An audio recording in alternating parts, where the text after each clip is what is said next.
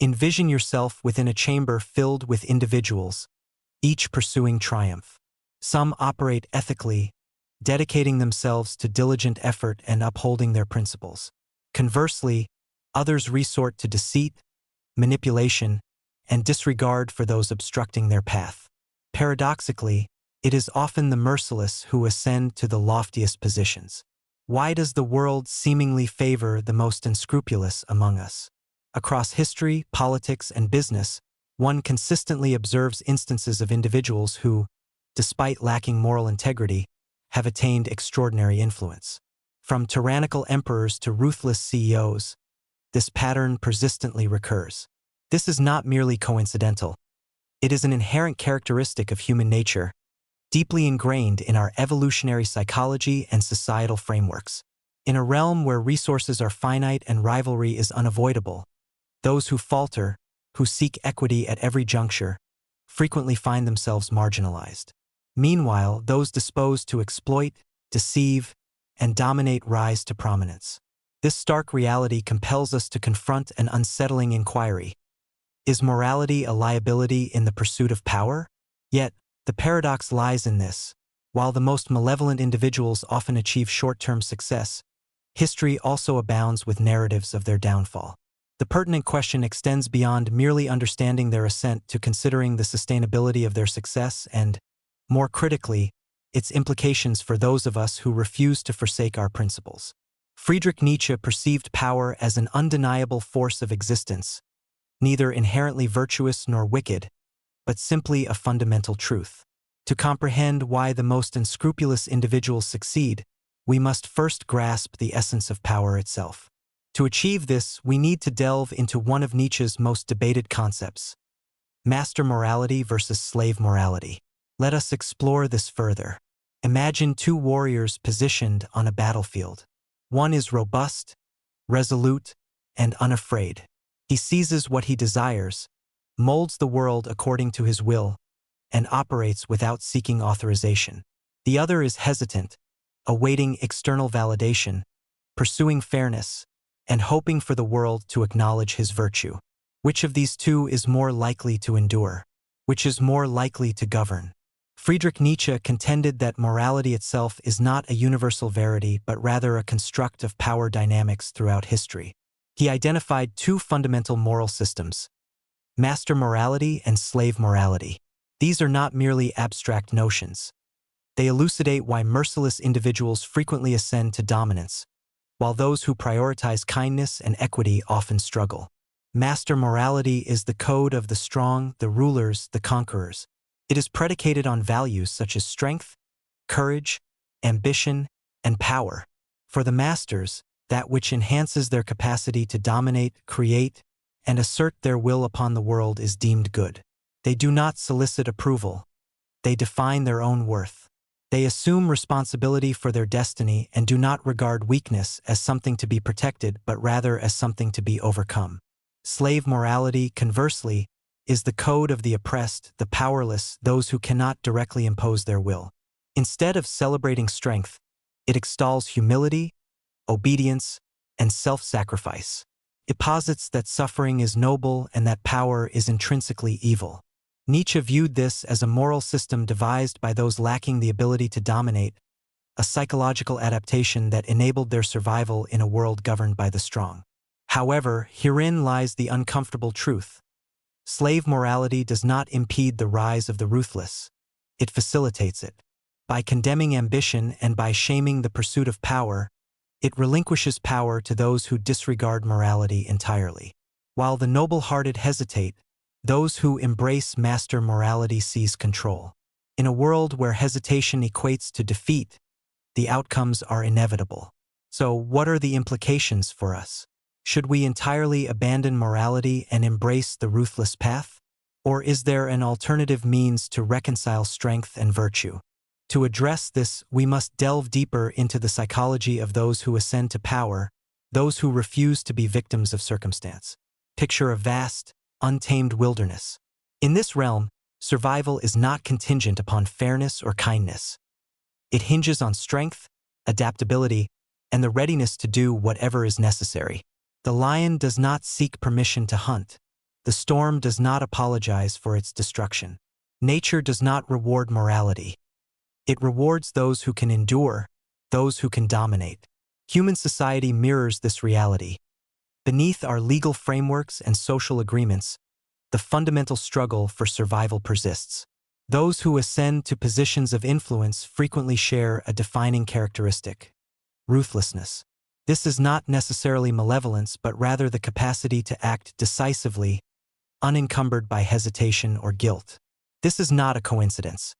It is an evolutionary adaptation, a mechanism that has enabled both individuals and empires to seize control in a world that does not accommodate the indecisive. Psychologists have extensively studied the traits that predict success in competitive environments. Time and again, consistent patterns emerge: elevated levels of ambition, diminished sensitivity to fear, and, perhaps most controversially, a reduced capacity for empathy towards those who pose an obstacle.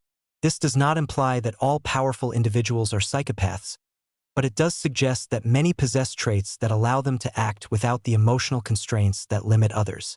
Consider the leaders, entrepreneurs, and conquerors who have reshaped history, from Julius Caesar to contemporary business magnates. The pattern is evident. Hesitation is a liability, and power is acquired, not bestowed. The strong do not await permission to lead. They step forward, embrace risks, and address the consequences subsequently. This elucidates why the ruthless often rise, while the hesitant remain marginalized. However, a paradox exists: ruthlessness alone is insufficient. Those who wield power devoid of wisdom frequently encounter spectacular downfalls. The very qualities that facilitate an individual's ascent to the apex can also precipitate their demise. A leader who governs solely through fear will ultimately be consumed by the very forces they once controlled.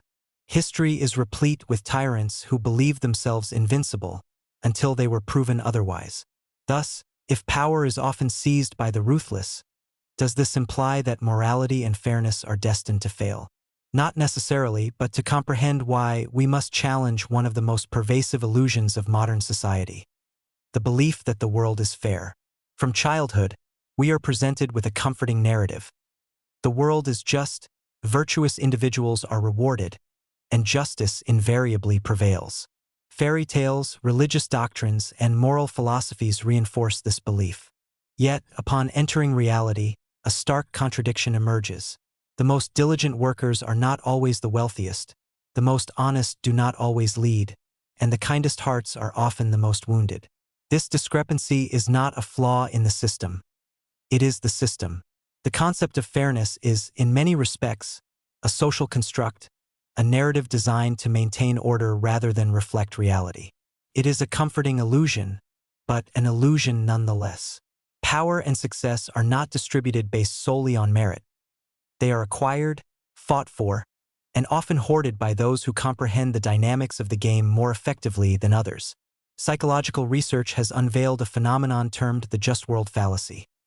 The inclination to believe that life is inherently fair, that individuals receive what they deserve. This belief is perilous because it fosters passivity. If we assume that goodness alone will lead to success, we risk overlooking the realities of competition, strategy, and power. And while we await justice, those who do not share our illusions are already advancing. But does this render morality meaningless? Should we abandon all principles in the pursuit of power? Not precisely. The key lies in understanding the game without becoming enslaved by it. Those who suffer the most are often those who believe that simply being agreeable will suffice. However, those who learn to harmonize integrity with strategic thinking, who combine kindness with strength, are the ones who redefine the rules. The truth is this: fairness is not something we can expect. It is something we must create, and that requires power.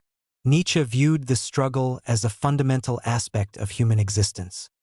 His solution was neither to succumb to the illusion of fairness nor to become mindlessly ruthless. Instead, he pointed towards something superior, a means to transcend both weakness and cruelty. To grasp this, we must explore one of his most revolutionary concepts: the Übermensch, the individual who ascends beyond morality, beyond illusions, and beyond limitations. Imagine standing at the precipice of a vast abyss. Behind you lies the world as it is, rife with injustice, limitations, and the oppressive weight of convention. Before you lies the unknown, a path only the bold dare to tread. Most will hesitate, shackled by fear and doubt. But a select few will take the leap. These are the Übermenschen, the individuals who rise above the masses, who forge their own path, who redefine power on their own terms. Friedrich Nietzsche's concept of the Übermensch or Overman is not about brute strength or blind domination. It is about self-overcoming. The Übermensch is someone who refuses to be a victim of circumstances, who does not accept imposed morality unquestioningly, and who shapes their own destiny. Instead of conforming to the expectations of others, at the core of the Übermensch lies the will to power. Unlike the passive morality of submission and guilt, the will to power is about embracing one's deepest instincts to create, to transform, to impose meaning upon a meaningless world. It is not about control over others but control over oneself. While the weak are ensnared by fear, the Übermensch moves forward, unfettered from societal illusions. But here's the crucial point. The Übermensch is not ruthless for the sake of cruelty. Unlike the tyrants and manipulators who seize power out of insecurity, the Übermensch does not require validation. Their strength emanates from within. They do not rely on deception or oppression because their power is self-generated, independent of external approval or fleeting success. This is why the worst people may rise to power, but they will never truly transcend. The ruthless play a temporary game, climbing through manipulation and force, but the Übermensch plays the infinite game, building something greater than themselves. They are creators, not just takers. So, how do we embody this? How do we navigate a world that rewards the ruthless while refusing to become one of them? The answer lies in understanding power not as a weapon but as a tool. The next step is learning how to compete in a world that does not wait for the kind-hearted. Picture this. You're in a high-stakes game where the rules are written by those who play to win at any cost. If you hesitate, if you assume fairness will protect you, you lose. This is the reality many face in business, politics, and life itself. The ruthless understand this, they take what they want. But does this necessitate becoming like them to survive? Not necessarily. The mistake most people make is believing they only have two choices: be ruthless or be a victim. But there is a third path, one that blends strategic thinking with integrity, one that allows you to compete without losing your soul. Nietzsche's philosophy wasn't about blind domination. It was about transcending weakness while maintaining authenticity. The key is understanding power without being enslaved by it. Here's how. One of the biggest weaknesses people have is their belief that life should be fair. It shouldn't. It never was. The strongest competitors accept this early on. They don't waste time complaining about injustice. They learn the rules of the game and use them to their advantage. This doesn't mean abandoning ethics. It means recognizing that power is neutral, and those who understand it wield it best. Many fail because they assume kindness alone will bring them success. But power is rarely given. It is taken. That doesn't mean becoming cruel, but it does mean understanding the minds of those who seek to exploit you. Strategic empathy entails deeply understanding people, recognizing their motivations, and anticipating their actions. It allows you to navigate deception without becoming deceptive yourself. Most people are governed by fear: fear of failure, fear of rejection, fear of standing alone. The Übermensch, however, cultivates internal power. This involves embracing discomfort, taking risks, and forging your own path despite opposition. The most successful individuals do not seek permission. They create opportunities where none exist. There is a distinction between mindless ruthlessness and controlled ruthlessness. The former is destruction without purpose. The latter is the capacity to make difficult choices without hesitation. Sometimes, power necessitates detaching from toxic relationships, making unpopular decisions, or confronting uncomfortable truths. This is not cruelty. It is strength. The key is discerning when and how to apply it. The ruthless often ascend rapidly, but they also experience precipitous falls. Why? Because their power is founded on exploitation, not creation. The true Übermensch builds, whether it's a business, an idea, a movement, or a personal transformation. When you generate value, you become indispensable. You do not need to manipulate because your power is earned, not stolen. So, can you succeed in a world that rewards the ruthless? Absolutely, but only if you cease playing by the old rules, stop expecting fairness, and begin mastering power on your own terms. But this leads us to the ultimate question. Is power inherently evil, or is it simply misunderstood? Power is the force that propels the world, shaping the lives of both those who possess it and those who are subject to it. But is power intrinsically malevolent? Nietzsche's exploration of power extended beyond mere domination. It encompassed creation. The drive to acquire power, according to Nietzsche, is often misinterpreted. It's not about subjugating others. It's about surpassing oneself, about transcending the limitations of the present moment and becoming more than you ever imagined. Yet, throughout history, power has frequently been associated with corruption. We have witnessed countless leaders who, upon gaining authority, succumb to ego, greed, and tyranny. This paradox leaves us questioning, is power evil, or does it simply expose the worst aspects of human nature? Nietzsche argued that power in its purest form is not about harming others. It's about self-overcoming, striving for greatness, and creating new values, not succumbing to the moralities imposed by society. However, society's moral compass often casts power in a corrupt light.